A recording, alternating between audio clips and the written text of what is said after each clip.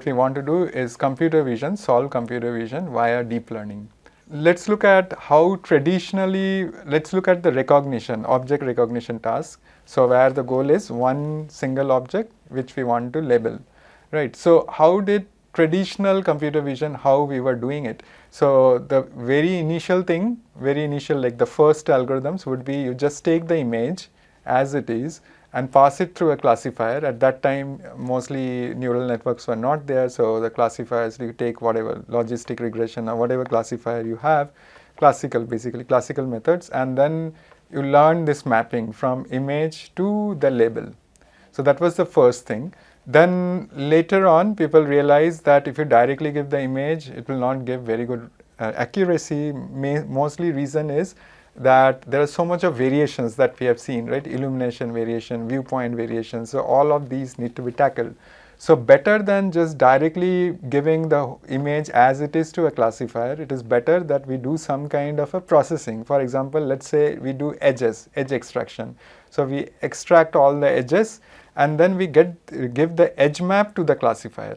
So this was the second class, and at least what we can understand from this is that at least color variation. For example, it's a bus, but let's say red bus versus green bus versus white bus. So all of this, there is a chance, it adds to the complexity of for the classifier to recognize. But if we do just edge extraction, all of them will have the same edge map, right? Color doesn't matter for edges. So, and then in that case, we are at least being invariant to color, and then the classifier will have a easier task to solve. Also another is illumination also, like for example, illumination changes. Generally, the edges don't change with illumination. So again, the classifier is invariant. Because the features that we have extracted becomes invariant to illumination, invariant to color. Therefore, the classifier has to solve a simpler problem. Okay, so this is a better thing to do. Then came not only edges, but after that we do histogram of edges, and then we give it to the classifier. So histogram of edges, what this can take into account is small shift. Let's say the image is shifted or the object is a little shifted. Now if you do edges, then it has to be perfectly aligned for it to be called bus. But if you do this histogram kind of things, then there is some relaxation. So that is called, that is why histogram was introduced, and then further some sparse coding of histogram was done. So like this is how it was proceeding, like classical computer vision. So what we can see from here is that we are going, so we are extracting edges and we are going deeper and deeper, right? That is what is happening, right? So initially it was just one layer, directly the image, then we did some one layer of feature extraction, then 2 layers of feature extraction, then 3 layers of feature extraction. So like this we can understand that we are going towards deeper and deeper levels, right? That is what deep learning is doing. So this is what was the state of the art, let's say state of the art in classical computer vision. So, but so basically the thing is here it was all manually done, right? So we decided that edges, or we found out that edges are very good as a feature, so we should use edges as the edge extraction as the first stage. Then the second thing we found is the histogram, then the third thing is sparse coding. So these are all like manually done. So instead of that, why not just have some generic components or layers, and which will require much less domain knowledge. Otherwise, I need to know how images look like, and I study it and then conclude what is a good feature. Instead of that, can we ask the machine to find, or the algorithm to find, what is the right feature to use? And that is what is deep learning is doing. So we just have some layers, and we don't define what exactly those layers are doing, but we have some architecture, and the architecture then defines what those layers are doing. And that is what is deep learning. So one of them is you do it in multi-layers, multiple feature extraction. And the other thing is let the machine find out what are the right features to use. So we just set up the architecture, let's say convolutional neural network, and you just do convolution after convolution. It will find what are the right features at every layer, right? And then we do end-to-end training by backprop. So since you have already done the deep learning course, so hopefully you will understand all these terms. So you do backprop, and then each of the layers it will be learned, or we will learn the parameters for each of the layers. Right, so that is what is deep learning. And so the first thing in deep learning is of course neural networks. This is nothing but the MLP, multi-layer perceptron. And even before that, it is, if I look at the most basic element, is the perceptron. So this is a biological neuron, but what people try to do is model it. So that becomes the artificial or model for the biological neuron is like it is generally given like that.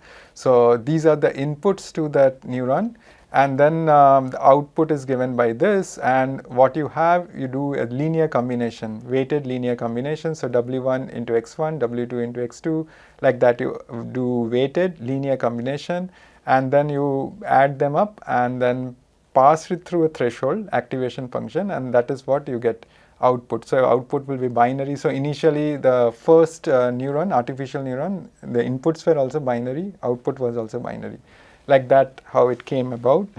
And then, so what it is doing, for example, if we take that case where input and output are both binary, then it can do all this kind of logical operation. For example, if you have two inputs, then you can, two inputs, two binary inputs, then with that you can do AND gate, OR gate.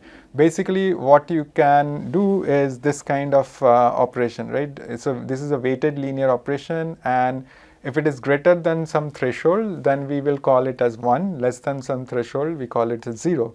So what exactly it is doing is, it is nothing but it is basically what we can do is we can write this equation, right? Weighted linear combination of xi is equal to mu, and that will be a line somewhere in this plane, in the 2D plane, and one side of that line it will be positive, another side it will be negative. So positive will become basically the class 1, negative will be class 0. So all it is doing in some sense, it is dividing the plane into two.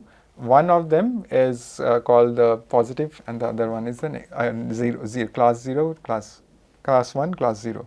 Like so basically your neuron, this basic neuron, what it can do is it can, it is basically, it will work for any linearly separable data. So if I plot this data, for example, for the AND gate, so we know that 0, 0, 0, 1, 0, 0, 1, all of these belong, the output should be 0, right? All of them. And this one, the output should be 1. So I just need to find a line, so which will linearly separate the two classes. And then this side, it should be positive, this side should be negative. Therefore, the output of this will be 1 and the output of this will be 0. So like that. So as long as my data is such that it can be linearly separated, which means that I can draw one line or one plane, hyperplane, which will separate the data into two halves, then my classifier will work. So perceptron will work as long as the data is linearly separable. But it will fail in case the data is not linearly separable. For example, XOR gate. So what we want is, for this we want the output of 0, for this 1, 1, so 0, 0, the output should be 0, for 1, 1 also it should be 0, for 1, 0 and 0, 1 it should be 1, right?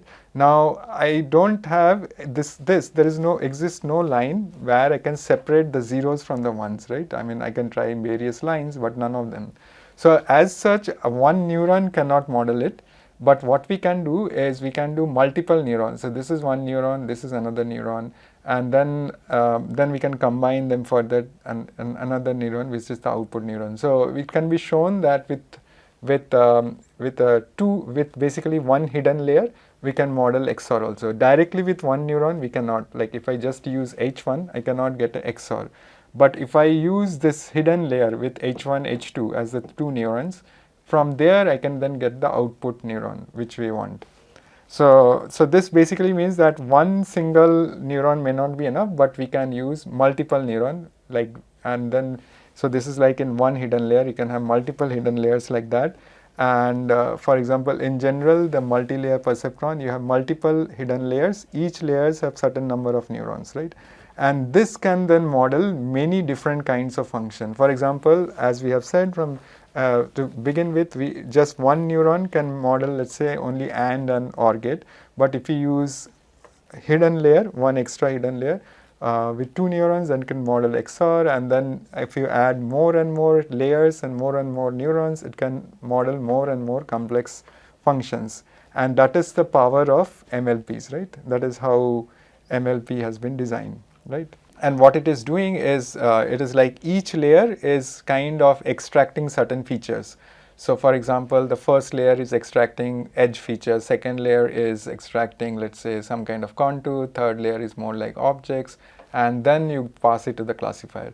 Of course, what we are showing here are CNN features, but in general, that is what we meant by MLP.